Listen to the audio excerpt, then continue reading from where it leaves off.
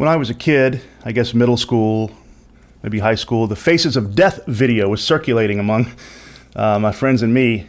If you don't know about that, it's supposed to be this video that shows all these people dying in real life. Turns out it's fake. They're all fake. But when you see it for the first time, it's kind of shocking. And I remember watching it, and it's the first time I saw something shocking on film, truly shocking. It really affected me. I felt kind of defiled and sickened, and I think shocked for a few days. I thought a lot about it. Later in life, I realized that it's all fake. It's all staged. It's not a real snuff video. But since then, of course, I've been unfortunate enough to see some real horrible videos on the internet. And if you've spent any time at all on the internet, Castle Cat's going crazy back there, on the internet, then you have probably seen some horrible things. Indeed, some disturbing, defiling, shocking things. Well, have you ever seen the Alien Autopsy video? Here we go. Welcome to Fangs and Folklore. I am your host, Matthew Miller, expert in all things monster, paranormal, supernatural, horror, and generally freaky and scary. I'm a horror writer from the dark, haunted swamps of Louisiana, and I welcome you to my terrifying world. We are here in the Fangs and Folklore studio in the basement of the abandoned castle in the middle of the haunted forest. Now, the books I have now available are called the Gravedigger series. It's a 6-part series about a failing punk rock band. They suck at music, but they keep facing monsters, vampires, werewolves, all sorts of stuff, and having to fight them. It's horror comedy. It's super entertaining. Flash the first one up here on the screen for you. It's called Blood Feud, a punk rock vampire story. Blood Feud, a punk rock vampire story. So check them out. They're all available on Kindle, in paperback, and in audiobook format. Fantastic. And there's more books to come. The Gravedigger series is finished, but there's more series and standalones coming. Very quickly, the Fair Use Clause. The video I'm using tonight falls under the Fair Use Clause for different reasons. The copyright law in the U.S. allows review and critique and all sorts of reasons where you can use copyrighted material in short snippets, which is what I'll be doing. Keep in mind that falsely reporting copyright violations is also against the law. All right, the Alien Autopsy video. If you know anything about UFOs and that world, you've heard of this. The Alien Autopsy video. It came out in 1995 by Ray Santilli. And Ray Santilli, he's from London. He's the Castle Cats are going crazy. Maybe my Igor could calm them down a little bit. My Igor assistant could calm them down a little bit. So Ray Santilli, he's from London. He's a studio musician. He's done some production of minor films and songs here and there. Not super famous, but people in the film and music industry would know him. So studio musicians, by the way, are often very, very good musicians, session musicians. So his claim is that the Alien Autopsy video was real footage from the secret military autopsy of one of the little green men, so to speak, the little alien creatures found in the Roswell, New Mexico UFO crash. And check out the previous episode of Fangs and Folklore about UFOs to get more details about the Roswell incident. But that happened in, I think it was 1947, I believe. And basically what happened was something crashed on a farmer's field. He looked at it, he called in the military. They said it was a UFO. They changed their story, said it was a weather balloon. But many witnesses claimed to see the bodies of aliens, short little creatures that were kind of humanoid but not quite human, that had crashed their craft there. So this film is supposedly the autopsy of one of those deceased alien creatures. Now the film is black and white, of course, 1947, right? And it's 17 minutes long, the whole thing. So this episode of Fangs and Folklore is going to be different than most others. What I'm going to do in just a moment is show you the entire 17 minutes of the Alien Autopsy video. If you don't want to sit through all of it, then of course on YouTube, just skip through it, skip to the part that you want to watch. But please don't exit Fangs and Folklore, because after the video, I'm going to do some analysis of it, talk about some very important and interesting things about it. Again, we fast forward it, but please don't exit out. Just wait and look at the end, and I'll talk again. If you're listening to the podcast rather than watching it on YouTube, I've cut the 17 minutes of silence, except for me describing some parts of it. There's no point for you just sitting there listening to 17 minutes of silence. That would be silly. So if you listen to the podcast on Podbean or any other fine podcasting site, then I'm going to edit it a little just for you. Because at Fangs and Folklore, we're here for you, right? And for the vampires. Okay. If you do have time, however, I definitely recommend watching the whole Alien Autopsy video. It's quite interesting. What you see then is a kind of alien creature, some people who assume are doctors, scientists, and surgical garb and gear, and they're going to cut him open and basically pull out some organs and do an autopsy. So that's what you're seeing here. There's different angles, different shots, different people involved. Supposedly being filmed by a military cameraman. All right, so go ahead and watch the rest of that. We'll pick up at the end.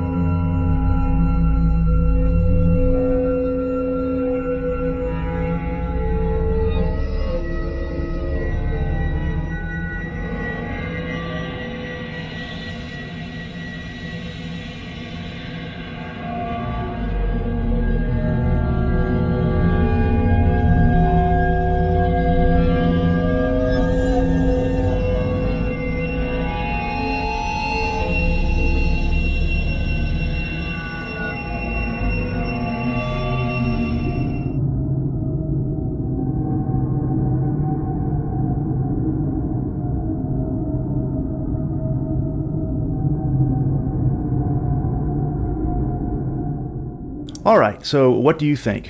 Like I said, it definitely has the look of a video from 1947, which is when the Roswell incident occurred. It's black and white, it's a little grainy. Now, here's the deal with it.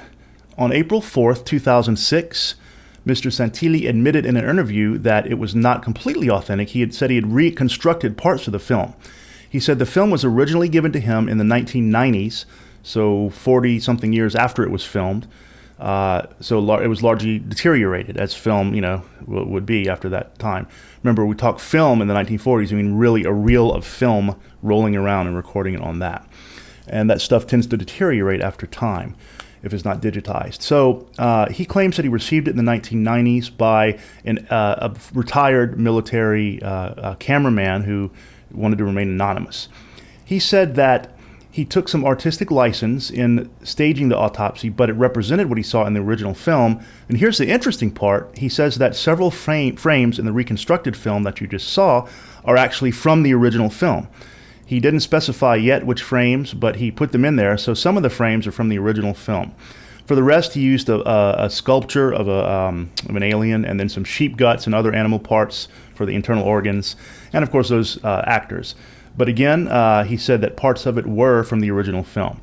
Disappointing? Well, yes, except for the part about the film containing original frames, the part that had not deteriorated. That's interesting to me. Now, if you're like me, I know what you're going to do after this. You're going to go rewatch it and carefully look for any incongruous parts that could be parts of the original film. I know I will for sure. I'm going to do a brief follow-up episode of Fangs and Folklore next time where I analyze the film a little bit and say what parts I think might be from the original film. But yeah, so it's an interesting story, isn't it? Alien Autopsy, supposedly parts of it are real, and supposedly he saw the whole real video originally, recreated it. Yeah, it's kind of a mystery, and different people have strong opinions on it. What do you think? What do you think? Any part of that look real to you? Pretty well done. The parts that were reconstructed are pretty well done for sure, but what parts of it do you think maybe look incongruous, maybe from the original video?